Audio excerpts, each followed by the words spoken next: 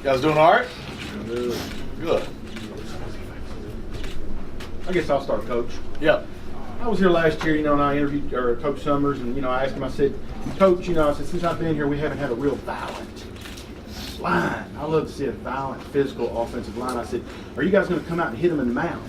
He kind of got taken back by me saying hit him in the mouth. Hey, Coach, we're going to come out and hit him in the mouth this year? I think there's a certain type of demeanor that you got to play with up front as an offensive lineman. And, the thing I talk about with my guys, there's three pillars in our room, and that's speed off the ball, it's toughness, and it's finish. And I think you got to have that as an offensive lineman, because when you get through with that on the field, you're also going to be able to carry that with you in life.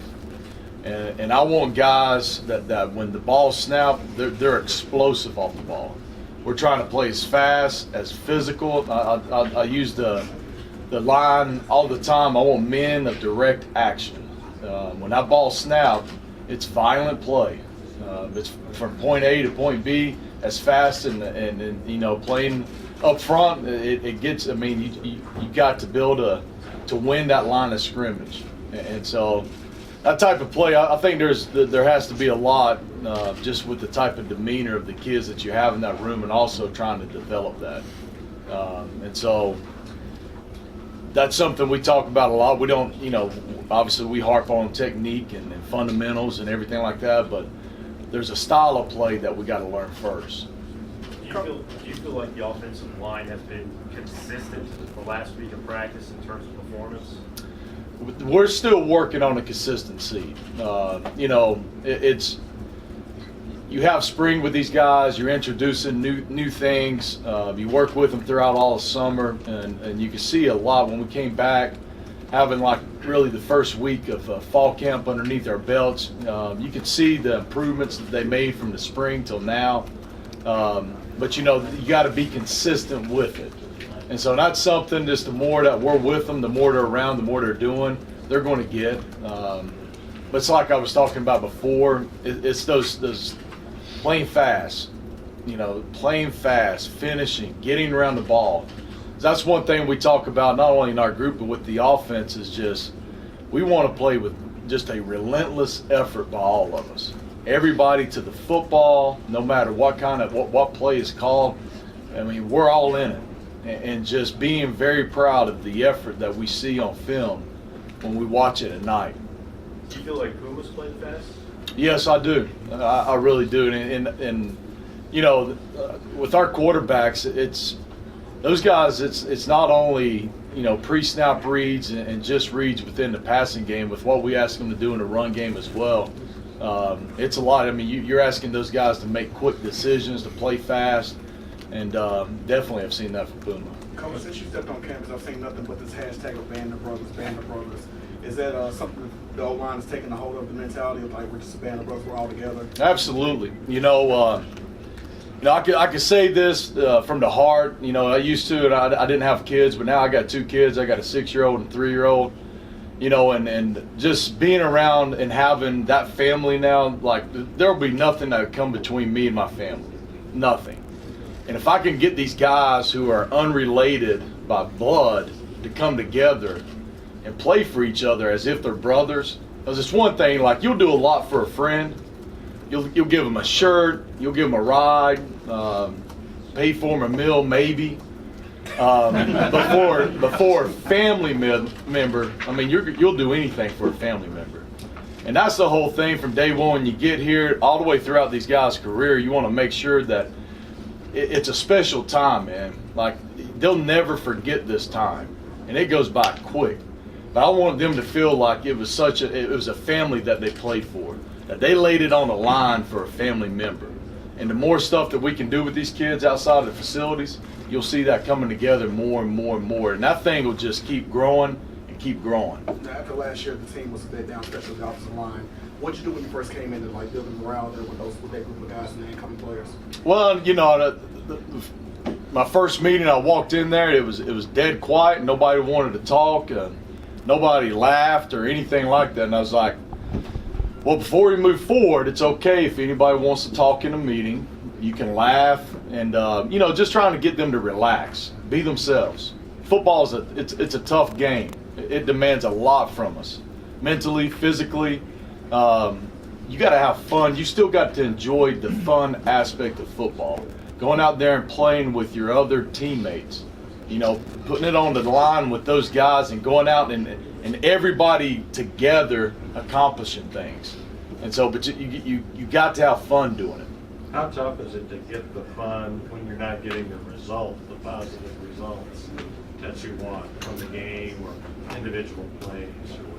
I think that, you know, as coaches, when you have experience, I think you look back to times that you've had previously, you know, being at like a previous place that you'd been and had taken over and may have been very similar. And, you know, because, you know, now in the summertime, there's a lot of recruiting that goes on and stuff like that. And, you know, you're recruiting, you're with these kids, and that's a lot different. But, you know, I remember Coach Satt and I were just sitting back and talking and just being like, you know, it's, you know, we're pushing these kids, you're wanting to happen, you know, and you know, you hear what happened before and stuff like that. But in our mind, we know what it's going to look like, you know, once we get it going.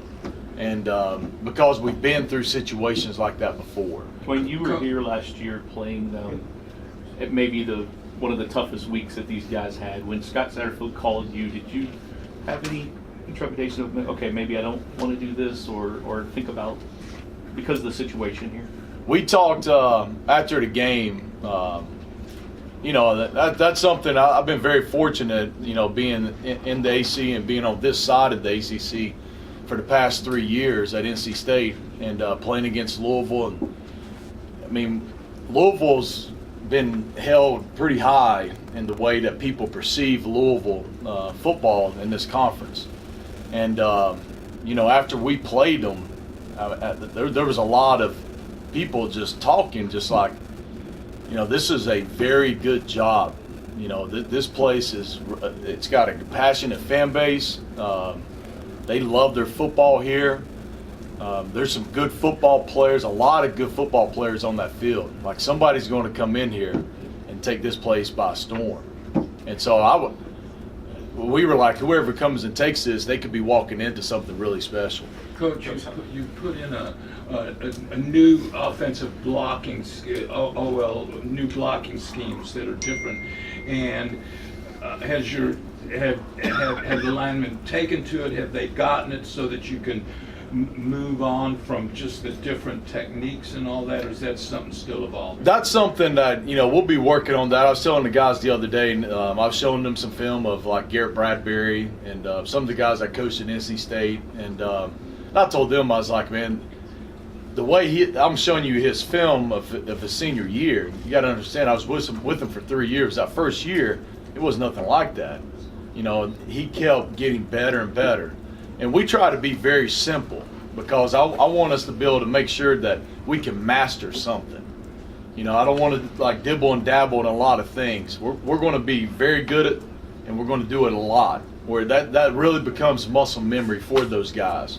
And also, in saying that, those guys have that confidence knowing that it doesn't matter what the defense is going to do or give us, we know how we're going to be able to get it blocked up. We know what we have to do for it. And so those guys, that confidence, you need to kind of have that as well with it. Sorry, go ahead. Tyler Haycraft is a guy who walked up, was a walk-on a few years ago, got yeah. Where you guys got here. Just what have you seen from him? How kind of in that position? I started right tackle. I've been very impressed with Tyler. And the first thing I told my wife, the first time we've had the guys over this summer, I was kind of just, she was like, all right, let's run through everybody, you know, catch me up, because she hasn't been around them. And so, you know, when I got to Tyler and I was talking, I was like, Tyler's awesome. I was like, and the reason I say that, he's earned everything that he's gotten in life. You know, for somebody to come here and walk on and to earn a scholarship, to earn right now he's our starting right tackle, that says a lot about a person. Because it's easy to kind of just come into a program, especially when you're coming in as a walk-on, to kind of just, well, you know, they're going to recruit some better players. You know, I don't know if that's going to be my role or not, but Tyler's just his effort and everything he does, his attitude, the way he is in meetings. I mean, he's relentless. And relentless in everything that he does. And to me, that's what you want on a football team. I can't say enough positive things just about his attitude and the type of effort that he goes with everything. You've been, obviously, you're with Seth at App State, then you went to NC State. You've been at a few other programs. Just comparing what Coach Satterfield's culture is to there, just how unique is what he builds at a program. Well, Coach Satt, with Coach Satt? Yeah, how unique is that? It's truly family oriented, and it's not something that, you know, I tell people a lot, like, you know, it's easy to put something on a t-shirt and proclaim that, you know, this is us, you know, we're family, but I think that you walk into our building, you walk into our hallways, I think you feel it. And Sat is as good as a man that you'll ever come across. And I think that, you know, everybody on his staff, they love working for him. We all feel like we're brothers. We all feel like we're related. And I think that feeds into our players as well. And it's truly a family. I know that sounds like, everybody, all coaches say family. But I think that the more you guys are around and you guys get around us, I think you'd really, truly feel it. How many times did you have a unit over to your house, and what all did you cook? Saw some ambitious grilling going on. Well, my wife is going to be really happy that football season started up, because a lot of, you know, I buy a lot of the meats from Costco and get a lot of pork butts and ribs, and they don't sell them in small quantities. And so we would have a lot of smoked meats there throughout. But I did burgers for them one day, and it was a lot. It's a lot of work. Now, when you're feeding that group of guys, I can't tell you how many we went through, but you're manning that grill now. It's a lot of work, but it's fun. I'll try to do a lot for those guys there at the house, you know, and I tell people all the time, it's not necessarily, it's not just what we do with these guys in the facilities while we're here. The more those guys feel like you care about them. I was very fortunate to play for a lot of coaches. And the more you as a player feel like your coach cares about you, I think the harder you'll play. All right. And I think that's important, man. That's got to be, that's your back, that's who you are. That's who you got to be. Those guys got to know that you care and that you love them. And I think the more you do for them and the more you have them over, the more that they're going to communicate and talk with each other just about life, just the simple things that you take for granted. But I think that's what makes it special, and I think that's how those guys come together. It's not what we do necessarily just in this facility we have, but it's all the stuff that we do outside of it. What sort of things did you do, Coach, when you had the guys over to your house, besides eat? Well, it's a lot of eating, and during the season it's on Thursday nights, and you know, and it's a lot, and I get the guys to put their cell phones away, so it's like forced communication, and which they were, you know, they'll be apprehensive at first, and you know, it's during the season, so we'll cater in during the season, but my wife makes homemade cookies, and so there's a big gathering, and you can smell them when they're coming out of the oven, and but it's just, you know, we're talking about, there'll be something that comes up where somebody's talking about something they did in class that week. Maybe, and usually it's a debate of something. And so you'll hear something, it could be something that's happening in the world. And so it's a very unique conversation to be had with those offensive linemen on that couch. But I tell them all the time, you know, what happens on this couch is truly, in my mind, is what's going to help us win football games. And it's the communication that you guys start having with each other and feeling like you're part of each other's lives. And to me, once you get that, you can have something very special. Dwayne, how important is the center for communication? And Scott said he wasn't happy today with maybe the production that you guys got out of that position. It's huge, man. The center position for us in this system and for us, it's a fun, but it's a great position to be in because you really run everything. Now, it's a lot, and I think that position hasn't been asked to do as much as what we're asking it right now. So those guys are having to learn a lot right now, and I think that for the stuff that we ask them to do, it's quite a bit. And but they'll get it. You know, the more that we get out there with them, like today. I mean, you know, this was our first scrimmage ever since the spring game because we're just now getting back with it, and you know, you can see improvements from back then. But that is a position that they got to play at a high level in this offense, and it's something that I think that we got the guys here to be able to do it. We just got to keep working at it. In a lot of places, One more, Rick. Quarterbacks, former quarterbacks, are the offensive coordinators. You're an offensive lineman. How does that define you or make you different as a coordinator? You know, that's I don't necessarily know that as far as like what would make it different. I think that, you know, obviously with an offensive line, being with the offensive line background as a coach, I think obviously, you know, your first thoughts are with the run game and how you're going to protect the quarterback.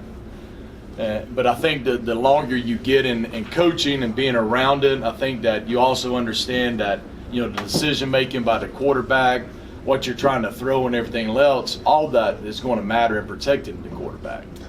And so, and I think that obviously with my background, I mean, obviously my background's being up front with the trenches, running the football, protecting the quarterback with what we're doing. And so, but we have a room of some great coaches, and I think the more you're around all those guys, I mean, we act like brothers when we're around each other. But it's a fun group. We are always going back and forth, throwing ideas around, and it's a fun group to be with. And I think the kids, they can sense that as well and feel that. All right, Coach. Thank you, guys. Players are up here now.